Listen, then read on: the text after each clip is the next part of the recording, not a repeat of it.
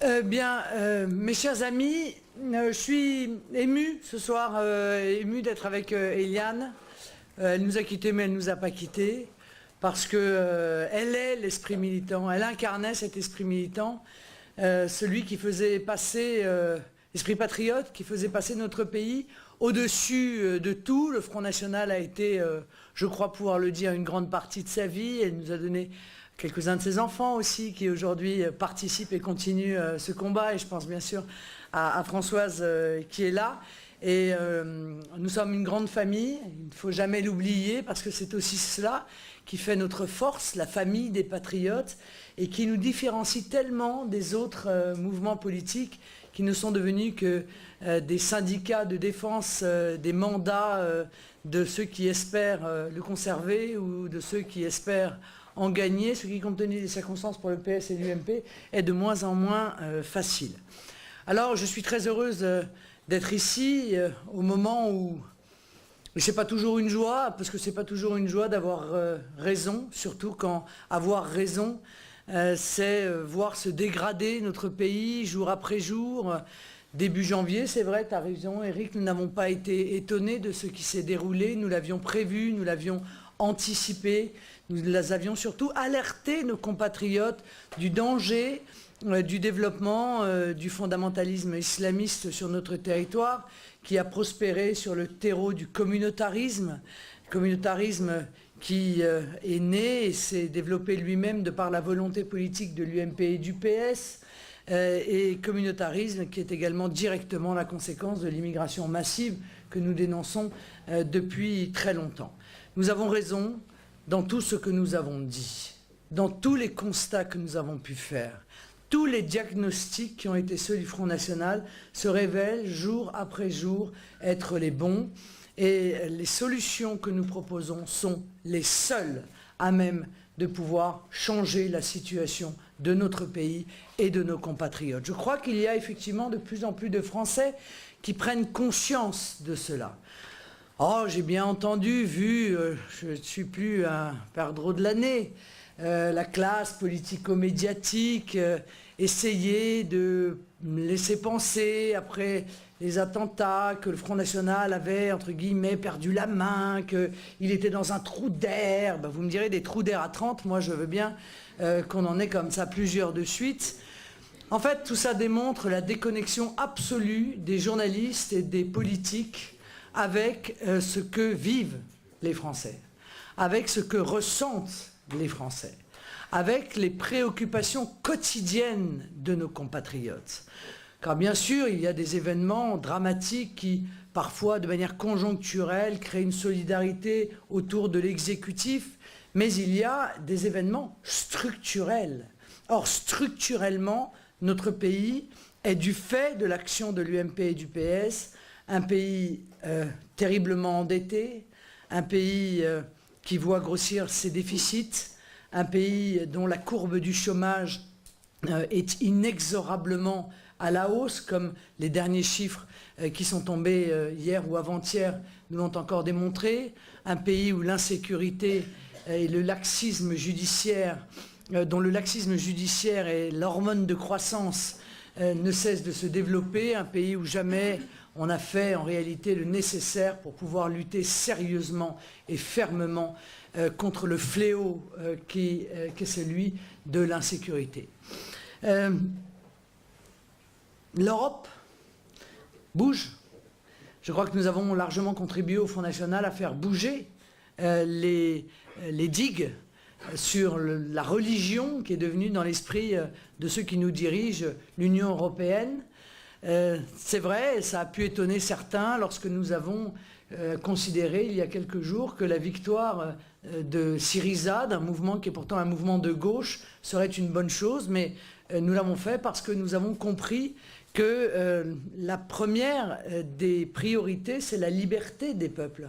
Et moi, je ne regarde pas l'étiquette politique de celui qui scie le barreau de la prison dans laquelle nous sommes tous enfermés. Alors le Front National scie le barreau en France, si c'est Syriza qui le scie en Grèce, eh bien c'est le bienvenu. Et ne serait-ce que parce que ça ouvre le débat, ça évite que nos dirigeants politiques remettent le couvercle sur l'étouffoir, en quelque sorte, sur les grands sujets que sont notre souveraineté, notre monnaie, notre souveraineté budgétaire, Schengen, tous ces sujets dont vous avez remarqué qu'ils sont gérés comme s'ils étaient partie prenante d'une véritable religion d'État. C'est dans ces circonstances de ce début d'année que nous abordons les élections départementales. Des élections départementales historiques pour le Front National, historiques à plus d'un titre. Historiques parce que nous allons aligner 8000 candidats.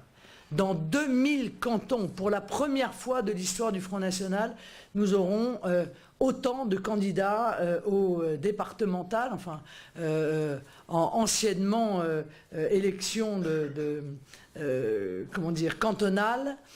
Et notre objectif est d'être présent partout. Je ne veux pas qu'il y ait un Français qui ne puisse pas mettre dans l'urne aux prochaines départementales un bulletin Front National Rassemblement Bleu Marine. C'est ça l'objectif premier. Pouvoir permettre aux Français d'exprimer leurs pensées sur tous les territoires de notre pays. Je pense que ces élections seront historiques à un autre titre. Elles le seront par les résultats, qui seront ceux du Front National. Incontestablement, nous allons à nouveau être la surprise de ce scrutin. À force d'enchaîner les victoires, on va finir par plus être une surprise, mais enfin on arrivera toujours à créer la surprise, je crois. Nous allons avoir des élus, ce qui ne sera que justice, car compte tenu de l'importance que représente aujourd'hui notre courant d'idées, il est évidemment toujours une blessure pour nous que les millions de Français qui nous font confiance ne soient représentés que par un tout petit nombre d'élus proportionnellement à notre importance politique. Dans ces élections départementales, vous allez avoir, et les uns et les autres, en tout cas ceux qui sont candidats, la chance de porter les couleurs du Front National et du Rassemblement Bleu Marine. Ça doit être pour vous une immense fierté, car être candidat Front National Rassemblement Bleu Marine, c'est d'abord avoir été par définition plus lucide que les candidats qui sont en lice, mais c'est surtout une marque de courage, non seulement de lucidité, mais aussi de courage. Et puis, au-delà de tout ça, c'est une marque d'amour. C'est une marque d'amour pour le pays, parce que c'est ça qui est notre moteur. Et c'est peut-être pour ça que nous sommes plus écoutés, plus entendus, parce que ceux qui nous entendent comprennent que la seule chose qui nous fait avancer, c'est précisément la situation de notre pays et de nos compatriotes. Alors je vais avoir le plaisir de présenter à la presse les candidats lors de ces futures départementales, et je répondrai bien entendu aux questions des journalistes qui sont sûrement extrêmement nombreuses. Alors, dans le canton de Villeneuve-d'Ascq, Véronique Descamps et Pascal Régnier.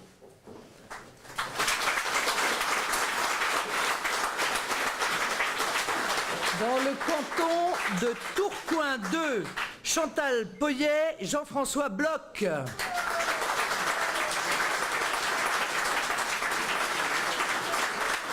Canton de Tourcoing 1, Virginie Rossès, Christophe Maréco.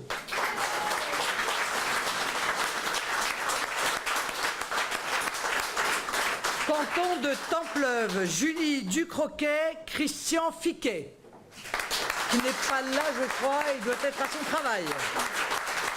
Canton de Roubaix 2, Marie-Chantal Blin, Roger Ackermann.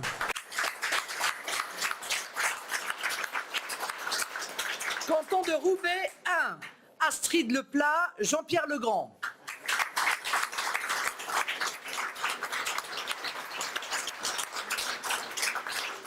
Canton de Lille 6, Nathalie Axe, Éric Catelin.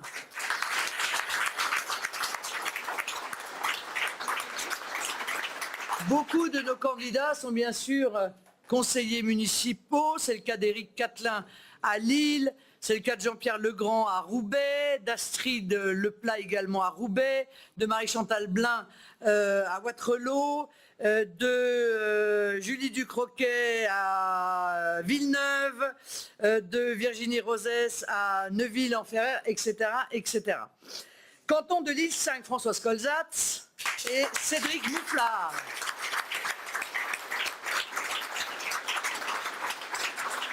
L'île 4, Marie Desmazières, Éric Dilly, votre secrétaire départemental. Canton de l'île 3, Marie-Thérèse Baudouin, Franck Declercq. Conseiller municipal à Marc-en-Barreuil et à Mons-en-Barreuil. À Mons-en-Barreuil, pardon. Canton de l'île 2, Valérie Talpaert, Thomas Brabant.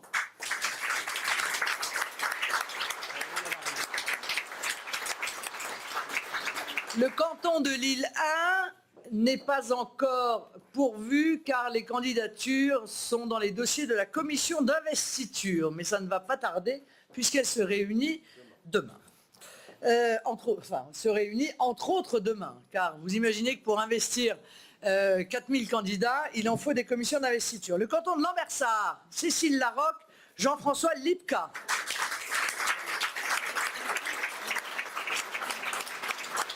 Canton de Pache-Tuménil, Vénus Botcho, Jean-Claude Guel.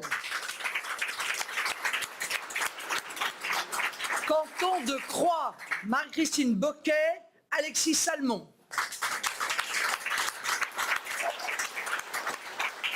Canton d'Armentières, Virginie Gruson, Stéphane Zilatiewicz.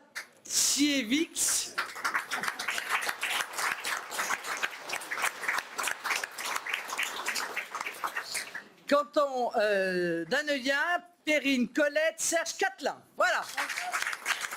Vous pouvez applaudir vos candidats. Ces élections départementales sont d'autant plus importantes que, comme vous le savez, les départements sont en grand danger, que dans le cadre du détricotage de notre pays par le haut, par l'Union européenne, mais aussi par le bas et notamment par la volonté exprimée par certains de faire disparaître purement et simplement les départements qui sont pourtant, auxquels les Français sont pourtant si attachés, qui sont historiquement des espaces aussi d'identité où chacun d'entre nous puisons nos racines, mais aussi des éléments de proximité de la politique. Vous le savez, l'UMP et le PS sont des partisans d'une organisation territoriale qui est selon un triptyque communauté de communes, région, Europe, et nous défendons les communes, les départements et la nation. Nous sommes une nouvelle fois en désaccord avec eux, mais je crois que les Français sont à nos côtés pour défendre les départements auxquels ils sont si attachés. Dans cette campagne, nous aurons évidemment l'occasion de parler aussi beaucoup de politique sociale, puisque c'est une des grandes compétences du département, et de rappeler la volonté que nous avons que les aides sociales puissent être, bien entendu, réservées non seulement à ceux qui en ont besoin, mais à nos compatriotes d'abord. Voilà un des sujets dont nous aurons l'occasion de reparler pendant ces élections cantonales. Alors, avant de répondre aux questions des journalistes, je vais vous souhaiter bonne chance. J'ai une très grande confiance en vous et je suis sûr que vous allez apporter au Front National de très beaux résultats et à la France un très grand espoir. Merci à vous tous.